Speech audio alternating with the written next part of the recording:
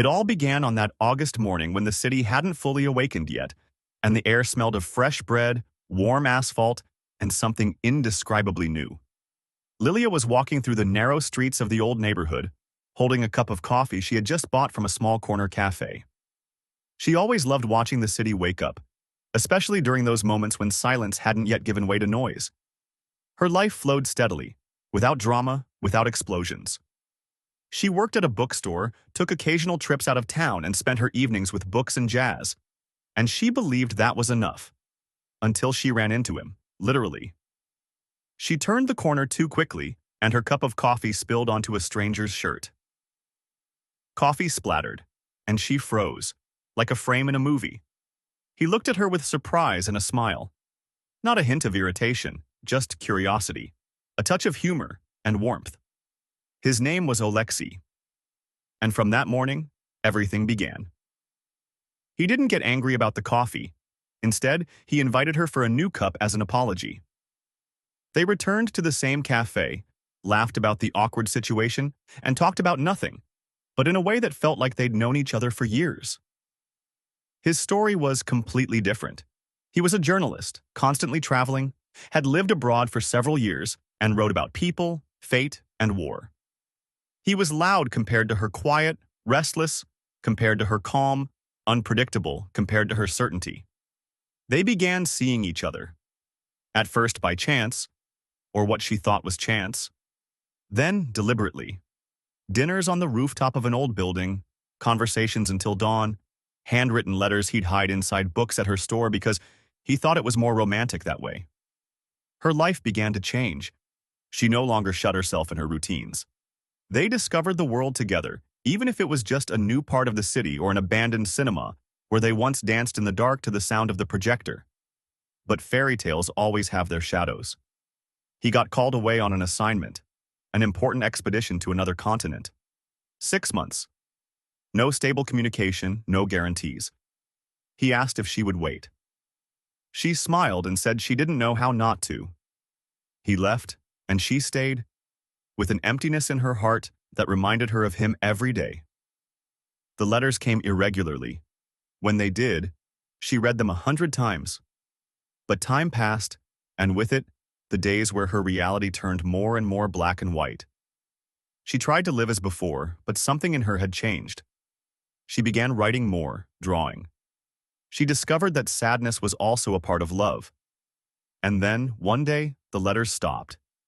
Not for a week or two, but for a month. She didn't know if he was alive, if he would come back. In the news, she found a mention of a group of journalists who had been caught under fire. There were no names, but her heart clenched every time she read about it. Then, on one rainy evening, he returned. He simply walked into her bookstore, tired, thinner, but with the same smile. They stood silently for a few seconds, and then she threw herself into his arms. No words, just tears. They talked into the night. He didn't tell her everything, and she didn't ask. The most important thing was that he came back. Life after that was different. She no longer waited or wondered what would happen. They bought an old summer house outside the city, where there was no internet but the stars shone brightly. She wrote fairy tales for children, and he finally started a novel about love. Their life wasn't perfect. They argued, they cried, they doubted. But in every glance, in every silence, there was something that words couldn't explain. Years later, sitting side by side on their terrace, holding hands, they laughed about that first cup of coffee. He said it was the best coffee of his life. And she replied that maybe that coffee stain was the happiest accident in her daily routine. Because sometimes love doesn't arrive with fanfare. It comes with a stain on a shirt, the smell of coffee, and a smile you remember for the rest of your life. Seasons passed gently in their quiet life outside the city. Oleksii's hair turned salt and pepper, and Liliya began to wear glasses more often, though she joked it was just to see him better when he laughed. Their days had a rhythm now, a kind of music composed of morning tea on the terrace, long walks with no destination, the scent of firewood in winter, and handwritten notes tucked into coat pockets, just because. But love, even when peaceful, is never still. One spring morning, Liliya woke up with a heaviness in her chest. Not from sadness, but from the feeling that life was about to change again. She watched Oleksii sleep, the lines around his eyes deeper now. The scar above his eyebrow from that one dangerous assignment still faintly visible. She realized she wanted to leave something behind. Not just stories, but a trace of what they had lived together. So she began to write. Not the short fairy tales for children she had once published, but their story. Every morning after Oleksii made coffee, she would sit with her typewriter, a gift he had given her years ago, and write a few pages. She included the coffee spill, the rain, the letters, the silence, the waiting, the return. All of it. He noticed. One day, he quietly left a single sheet of paper next to her typewriter. It was a letter, written by hand, dated the very first month he had been away during that dangerous expedition. He had never sent it, fearing it would make her worry too much. It was raw and real, talking about fear, uncertainty, how every breath he took without her felt like a borrowed moment. She cried when she read it, not out of pain, but because of the truth it held. She added it to her manuscript, word for word. The book, Where Coffee Meets Rain, was published the following year. They didn't expect much, perhaps a few readers, maybe one kind review. But something about it resonated, perhaps because it was real. People wrote to them, young couples, older ones, those who had lost someone and those still waiting. Their story had quietly become a mirror for many. Fame didn't change them. They still argued over the best kind of honey, still danced clumsily in the kitchen to jazz, still sat by the window during storms without speaking. But one thing did change. They began to travel. Not far, never for long, but enough to remember that the world was wide, and they were still curious. On their 20th anniversary, Oleksii took her back to the little cafe where it all began. It had changed hands twice, the interior was more modern, but the corner by the window was still the same. He ordered 2 coffees and spilled just a drop of his on his shirt, on purpose. She laughed so hard people turned to look. And in that laugh was everything. Years, roads, tears, joy. A few years later, when his health began to decline, she took care of him like he had once held her through sleepless nights. They didn't talk about fear. They talked about gardens, unfinished stories, stars. The day he passed, the sky was quiet and blue. She held his hand until the very end and whispered the first line of their book. Sometimes love arrives not with fanfare, but with a coffee stain and a smile. After he was gone, she returned to the bookstore. Not to work, but just to sit, sometimes for hours.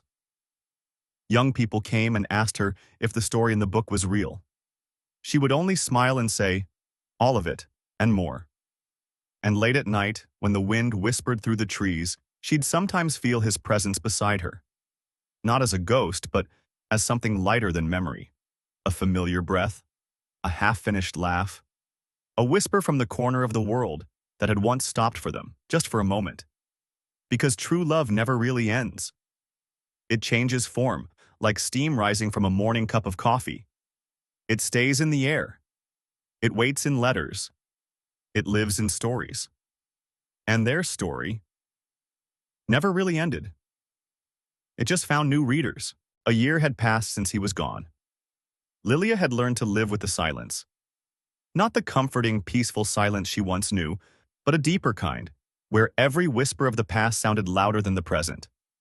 She still made 2 cups of coffee in the morning.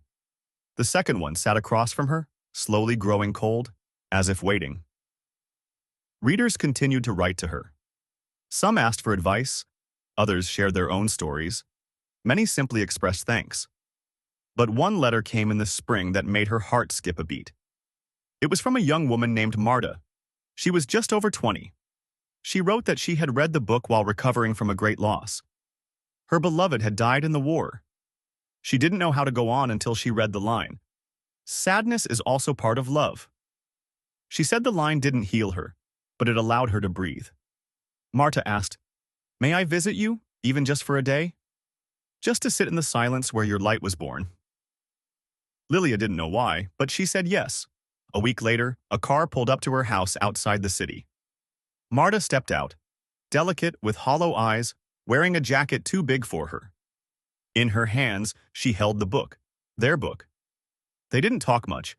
They walked through the garden, drank tea, and listened to spring blooming like life after a long winter.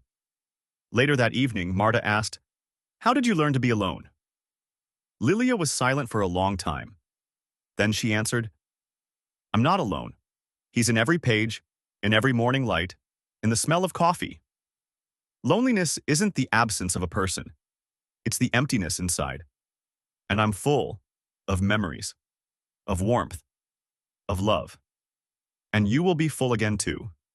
Just let yourself stop being afraid of the silence. Marta stayed for 2 days. Before leaving, she left a small note on the table. "Thank you for not letting me disappear." After that, Liliya began inviting people into her home. Those who had lost, those who were searching, those who just wanted to be in a house where love once lived. She didn't run workshops, didn't write self-help books. She simply shared tea, the garden, and her calm.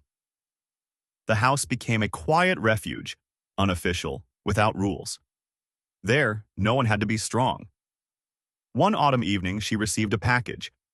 Inside was a printed manuscript. The author, Marta. Title, "After You, The Silence That Grows Life." The dedication was simple. "For Liliya, who taught me not to be afraid." And in that moment, sitting by the window, Liliya realized that her story with Oleksii truly hadn't ended. It had become the soil from which new stories could grow. Because real love doesn't disappear, it's passed on. Like warmth from one hand to another.